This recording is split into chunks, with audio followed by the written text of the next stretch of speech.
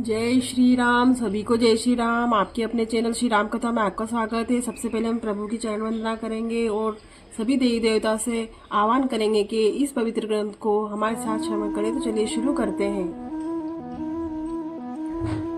पिछले अंक में हमने 185 पढ़ा, तो उसका अंतिम श्लोक पढ़ेंगे जैसे कि हमने नियम बनाया है। भूप बागु बर देखे हो जाई, जहाँ बसंत ऋतु रही लो भाई। लागे बिबट मनोहर नाना, बरन बरन बर बेली बिताना। Page number 186 186 Ramcharitmanas Balkand.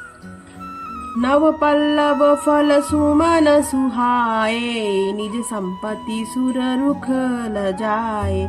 जातक कोकिल कीर चकोरा, कूजत बिगह नटत कल मोरा। नए पत्तों, फूलों और फूलों से युक्त सुंदर वृक्ष अपनी संपत्ति से कल्प वृक्ष को जी भी लजा रहे हैं। पपीहे, कोयल, तोते, चकोर आदि पक्षी मीठी बोली बोल रहे हैं और मोर सुंदर नृत्य कर रहे हैं। मध्य बाग सरुसोह सुहावा, मणि सोपान विचित्र बनावा। विमल सलीलु सरसिज बहरंगा, जल खग कूजत भुगुंजत भृंगा। बाग के बीचों बीच सुहावना सरोवर सुशोभित है, जिसमें मणियों की सीढ़ियां विचित्र ढंग से बनी है। उनका जल निर्मल है, जिनसे अनेक रंगों के कमल खिले हुए हैं। जल के पक्षी कलरव कर रहे हैं और भ्रमर गुंजार कर रहे हैं। दोहा। बागु तक रागु बिलो की प्रभु हर्षे, बंधु समेत परम रम्य आरामु, यहु जो राम ही सुख दे। बाग और सरोवर को देखकर प्रभु श्री रामचंद्र जी भाई लक्ष्मण सहित हर्षित हुए। यह बाग परम रमणीय जो श्री रामचंद्र जी को सुख दे रहा है। चहुदिसी चितई पूछी माली गल, लगे लेन दल फूल मुदित मन। ते ही अवसर सीता तह आई, गिरिजा पूजन जननी पठाई।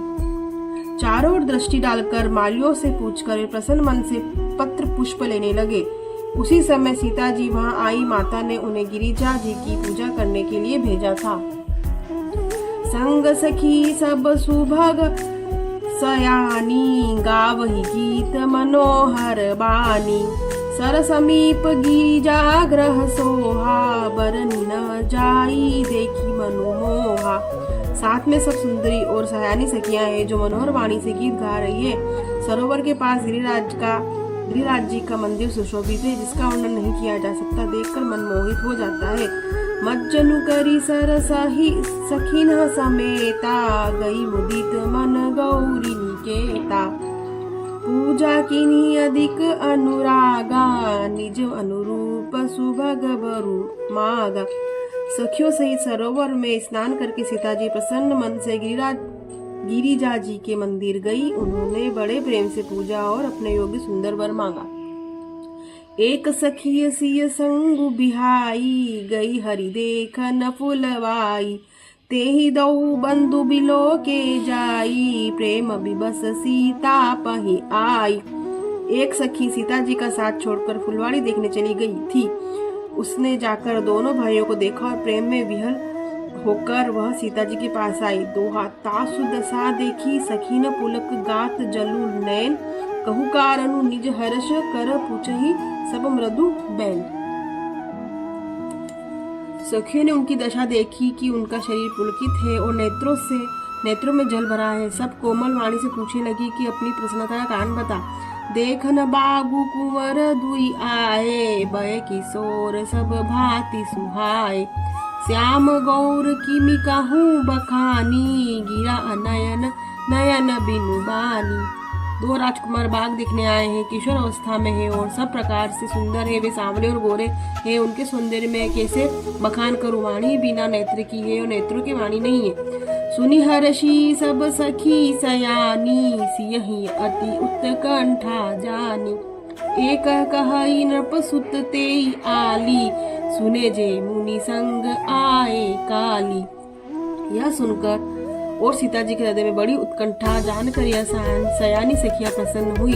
तब एक सखी कहने लगी, हे सखी, वे वही राजकुमार है। सुना है कि कल विश्वामित्र मुनि के साथ आए हैं, जिन्ह निज रूप मोहनी डारी, कीन्हे स्व दास नगर नर नारी। वर्णत छवि जह जह सब लोगू, अवसी देख अहि देखन जोगू। और जिन्होंने अपने रूप की मोहिनी डालकर नगर के स्त्री पुरुषों को अपने वश में कर लिया है, जहाँ जहाँ सब लोग उन्हीं की छवि का वर्णन कर रहे हैं, अवश्य उन्हें देखना चाहिए। वे देखने ही योग्य है। सासु बचन अतिशय सुहाने, दरस लागी लोचन अकुलाने। चली अग्र करी प्रिय सखी सोई, प्रीति पुरातन लखई न कोई। उसी के वचन सीता को अत्यंत प्रिय लगे और दर्शन के लिए उनके नेत्र फूला उठे। उसी प्यारी सखी को आगे करके सीता जी चली, पुरानी प्रीति को कोई लख नहीं पाता। दोहा। सुमीरी सिय नारद बचन उपजी, प्रीति पुनीत चकित बिलोकति सकल दीसी जनु, शिशु मृगी सभीत। नारद जी के वचनों का स्मरण करके सीता जी के मन में पवित्र प्रीति उत्पन्न हुई। वे चकित होकर सब और इस तरह देख रही थी मानो डरुई मृग छोरी इधर उधर देख रही हो। कंकन किंकिन नुपुर धरी सोनी, कहत लखन सन राम हृदय भूनि। मानहु मदन दुंदुभि दीनी, मनसा विश्व विजय कहकी। कंकड़ करधनी और पायजेब के शब्द सुनकर श्री राम जी हृदय में विचार कर लक्ष्मण से कहते हैं, मानो कामदेव ने विश्व को जीतने का संकल्प करके डंके पर चोट मारी। अस कहीं फिरी चितए ते ही ओरा, सिंह मुख शशि भय नयन चकोरा। भय बिलोचन चारु अचंचल, मनहु सकुचि निमित जे विकंजल। ऐसा कहकर श्री रामचंद्र ने फिर यह उस ओर देखा। श्री सीता जी के मुख रूपी चंद्रमा के लिए उनके नेत्र चकोर बन गए, सुंदर नेत्र स्थिर हो गए। मानो निमी हेने जिनका सबकी पलकों में निवास होता है, लड़की दामाद के मिलन प्रसंग को देखना उचित नहीं, इस भाव से सकुचाकर पलकें छोड़ दी, पलकों में रहना छोड़ दिया, जिसके पलकों का गिरना रुक गया। देखी सिय शोभा सुख पावा, हृदय सराहत बचनु न आवा। जनु बिरंजी सब निज निपुनाई, बिरचि विश्व कहाँ प्रगति दिखाई। सीता जी की शोभा देखकर श्री राम जी ने बड़ा सुख पाया। हृदय में वे अपनी सराहना करते हैं, किंतु मुख से वचन नहीं निकलते। मानो ब्रह्मा ने अपनी सारी निपुणता को मूर्ति मान कर संसार को प्रकट करके दिखा दिया हो। सुंदरता कहूँ सुंदर करही, छवि ग्रह दीप सीखा जनु बरही। सब उपमा कवि रहे जुठारी, के ही पटतरऊ विदेह कुमारी। वह सुंदरता को भी सुंदर करने वाली है, मानो सुंदरता रूपी घर में दीपक की लो जल रही हो।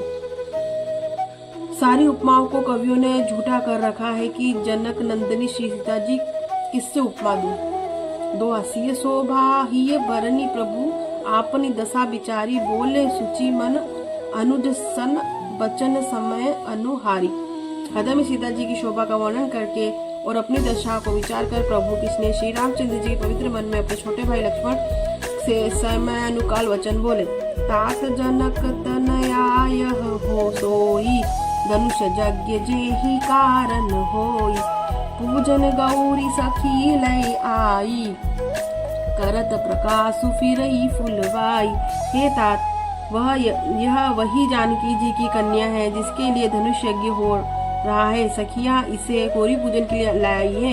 यह फुलवाड़ी में प्रकाश करती हुई फिर रही हैं। जासु बिलोकी अलौकिक शोभा, सहज पुनीत मोर मनु छोबा। सो सबु कारण जान विधाता, पर कही सुभद अंग सुभ्राता। जिनकी अलौकिक सुंदरता देखकर स्वभाव से ही पवित्र मेरा मन शुद्ध हो गया। वह सब कारण तू विधाता जाने कि तू हे भाई सुनो, मेरे मंगलदायक अंग फड़क रहे हैं। रघु बसिन्ह कर सहज सुभाऊ, मनुक कुपंथ पगु धरहि न काऊ। मोहि अतिशय प्रतीति मन केरी, जेहि सपने हूँ पर नारी न हेरी। रघुवंशियों का यह सहज स्वभाव है कि उनका मन कभी कुमार पर पैर नहीं रखता। मुझे तो अपने अनेक मन का अत्यंत ही विश्वास है, जिसने स्वप्न में भी पराई स्त्री पर दृष्टि न डाली हो। जिनके लहरी नरी पूरन पीठी, नहीं पावही परतीय मनु ढीठी। मंगल लहही न जिन्ह के नाही, ते नर बर थोरे जग माही। रण में शत्रु जिनकी पीठ नहीं देख पाते, पराई स्त्री उनके मन और दृष्टि को नहीं खींच पाती, और भिखारी जिनके यहाँ से नाही नहीं पाते, ऐसे श्रेष्ठ पुरुष संसार में थोड़े हैं। दोहा करत बत कही अनुज सन मन सिय रूप लोभान, मुख सरोज मकरंद छवि करई मधुप इव पान। श्री राम जी छोटे भाई से बातें कर रहे हैं, पर मन में सीता जी के रूप में लुभाया हुआ उनके मुख रूपी कमल के छवि रूप मकरंद रस को भोरे की तरह पी रहा है। चितवती चकित चहु दिसी सीता, कह न गए नृप किशोर मनु चिंता। जहाँ बिलोक मृग सावक नैनी, जनु तह बरसी कमल सित श्रेणी। सीता जी चकित होकर चारों ओर देख रही है। मन इस बात की चिंता कर रहा है कि राजकुमार कहाँ चले गए। बाल मृग नयनी सीता जी जहाँ दृष्टि डालती वहाँ मानो श्वेत कमलों की कतार बरस जाती है। लता ओट ओट तब सखी न लखाए, श्यामल गौर किशोर सुहाय। देखी रूप लोचन ललचाने, हर्षी जनु निज नीति पहचाने। तब सखियों ने लता की ओट में सुंदर श्याम और गौर कुमारों को दिखलाया। उनके रूप को देखकर नेत्र चंचला उठे हुए ऐसे प्रसन्न हुए मानो उन्होंने अपना खजाना पहचान लिया। थके नयन रघुपति छवि देखे, पकलहीन परिहरि निमेषे।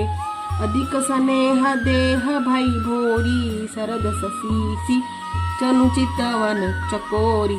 श्री रघुनाथ जी की छवि देखकर नेत्र थकित हो गए। पलकों मैंने भी गिरना छोड़ दिया। अधिक स्नेह के कारण अधिक विहल हो गया, मानो शरद ऋतु की चंद्रमा को चकोरी देख रही हो। लोचन मग राम ही उर्जा आनी, दीन है पलक कपाट सयानी। जब सिय सखी न प्रेम बस जानी, कहीं न सकही कछु मन सकुचानी। नेत्रों के रास्ते श्री रामचंद्र जी हृदय में लाकर चतुर शिरोमणि जानकी जी ने पलकों के किवाड़ लगा दिए। तब सखियों ने सीता जी को प्रेम में वश जाना। तब वे मन में सकुचा गई, कुछ कह नहीं सकती थी। दुहा लता भवन पे प्रकट भेद, तेथी अवसर दो भाई। निकले जनु जुग बिमल, विदु जलद पटल बिल गाई। उस समय दोनों भाई लता मंडल में ऐसे प्रकट हुए मानो दो निर्मल चंद्रमा बादलों के पर्दे से हटकर निकले हो। शोभा शिव सुभग दो बीरा, नील पीत जल जाब शरीरा। मोर पंख सिर से ओहतनी के, गुच्छ बीच बीच कुसुम कली के। दोनों सुंदर भाई शोभा की सीमा है, उनमें उनके शरीर की आभा नीले और पीले कमल की है। सिर पर सुंदर मोर पंख सुशोभित है, उनके बीच बीच में फूलों की कलियां गुच्छे लगे हैं।